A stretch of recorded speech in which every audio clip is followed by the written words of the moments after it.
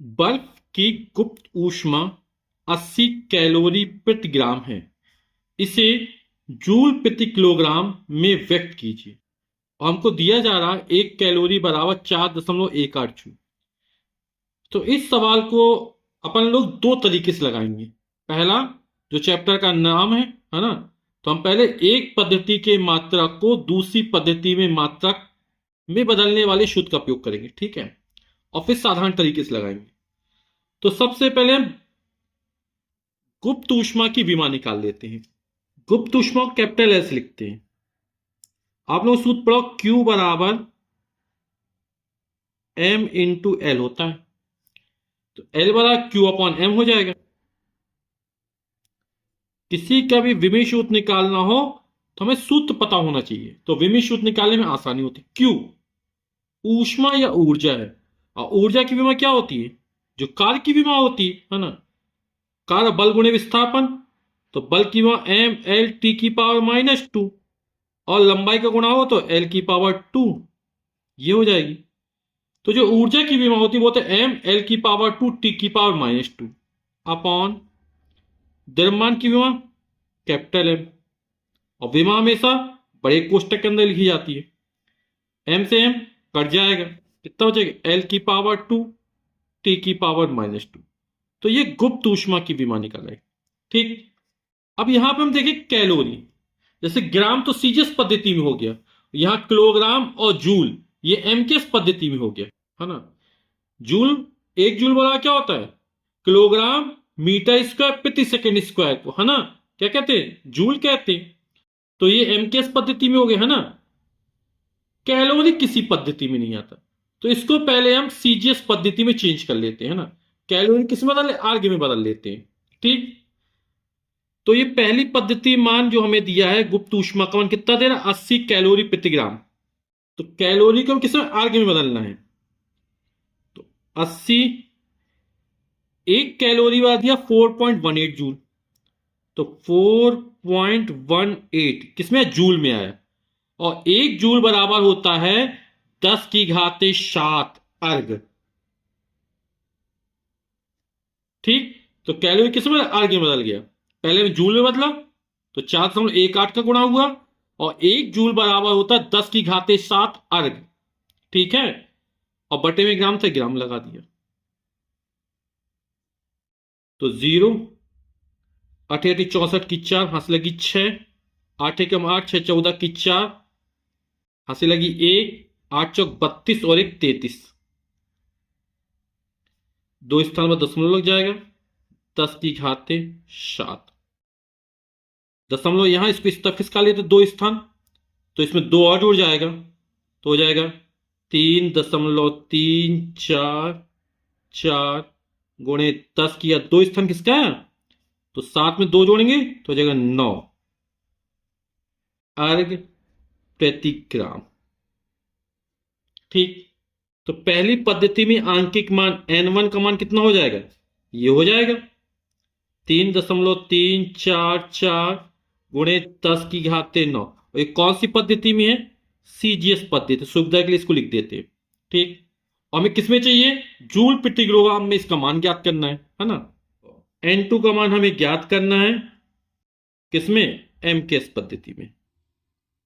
तो एक पद्धति के मात्रक को दूसरी पद्धति में मात्रक में बदलने वाले सूत्र का उपयोग कर देते हैं। तो n2 बराबर क्या होता है? n1 m1 बटे m2 की पावर a, L1 बटे L2 की पावर b, T1 बटे T2 की पावर c। n1 का मान है 3.344 गुणे 10⁻9, ठीक। पहली पद्धति सीजीएस में सेंटीमीटर ग्राम सेकेंड, तो द्रव्यमान में आएगा ग्राम, लंबाई में आएगा सेंटीमीटर, शॉर्ट फॉर्म में सेमी, और समय में आएगा सेकेंड। और किसमें बदलना है? एमकेएस पद्धति में बदलना है। तो नीचे आएगा, पहले वो लिखिए जिसमें मान दिया गया है, और फिर जिसमें बदलना है। तो यहां पे आए किलोग्राम, एम कैसे में पद्धति में क्या होता है, मीटर किलोग्राम सेकेंड, सेंटीमीटर बदलेगा मीटर में, और दोनों पद्धति में ही समय का मात्रा क्या होता है, सेकेंड होता है। अब घात चढ़ाएंगे, ठीक है, विमाद्र। तो एल की घाते 2 है, टी की घाते -2 है, ठीक है ना। एम तो दिया नहीं है, यानी एम की घात कितनी हो जाएगी, 0 हो जाएगी, क्योंकि किसी भी संख्या की घात 0 उसका मान कितना होता है, 1 होता है। एल की घात 2 थी, टी की घाते -2, तो हो जाएगा 3.344 गुणे 10 की घाते 9, घात 0 मान हो जाएगा 1, सेंटीमीटर बटे मीटर,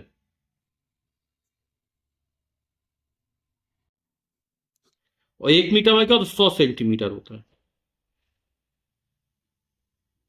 घात 2 थी, 2 चढ़ दी, सेकंड सेकंड कट जाएगा तो बचेगा 1, 1 की घाते -2, सेंट में कट गया, घात 2 यानी 100 गुणा 100 हो जाएगा।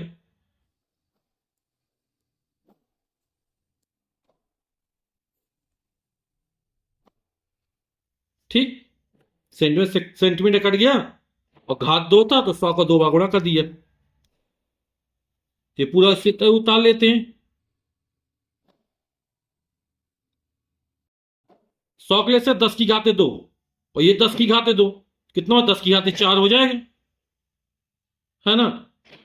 100 गुणा 100 का 10,000 आएगा, यानी 10,000, 10 गुणा 10 गुणा 10 गुणा 10 4 बार, यानी 10 की घाते 4, और घातांक के नियम का प्रयोग करें, 10 की घात 4 को ऊपर ले जाएंगे तो माइनस हो जाएगा, आधार समान है, 10 की घाते 9 10 की घाते 4, कितना हो जाएगा, 10 की घाते 9 -4 हो जाएगा।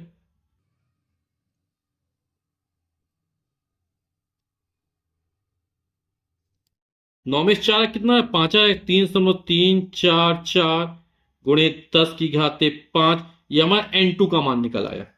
तो बर्फ की गुप्त ऊष्मा कितनी हो जाएगी, ये 3.344 गुणे 10 की घाते 5, ये हमने मान निकाल लिया जूल प्रति किलोग्राम में। ठीक, हम दूसरी विधि या साधारण विधि का प्रयोग करके इसको बदल देते हैं। देखिए कैसे बदलेंगे। 80 लिखा था, कैलोरी को किससे बदलना, जूल में बदलना, और 1 कैलोरी बराबर 4.18 जूल होता है। ठीक, ग्राम किस में, किलोग्राम में बदलना है। आप लोग जानते हैं 1 किलोग्राम बराबर 1000 ग्राम, यानी 10 की घाते 3 ग्राम, और 1 ग्राम बराबर 10 की घाते -3 किलोग्राम होता है, 1/1000। तो जूल प्रति किलोग्राम में चेंज हो गया। अब इसको हल कर लेते हैं, 80 में 4.18 का गुणा करो, तो अभी यार हमने गुणा किया था, कितना आया था, 334.40 आया था, और 10 किया तो -3 ऊपर पहुंचे तो प्लस हो जाएगा, है ना। दशमलव यहां है, 2 स्थान, 1 स्थान 2 स्थान खिसका देंगे, कितना हो जाएगा, 3.344, 2 स्थान किसके में, 2 जोड़ देंगे तो हो जाएगा 10 की घात 3 में जोड़ 5 जूल प्रति किलोग्राम। ठीक है।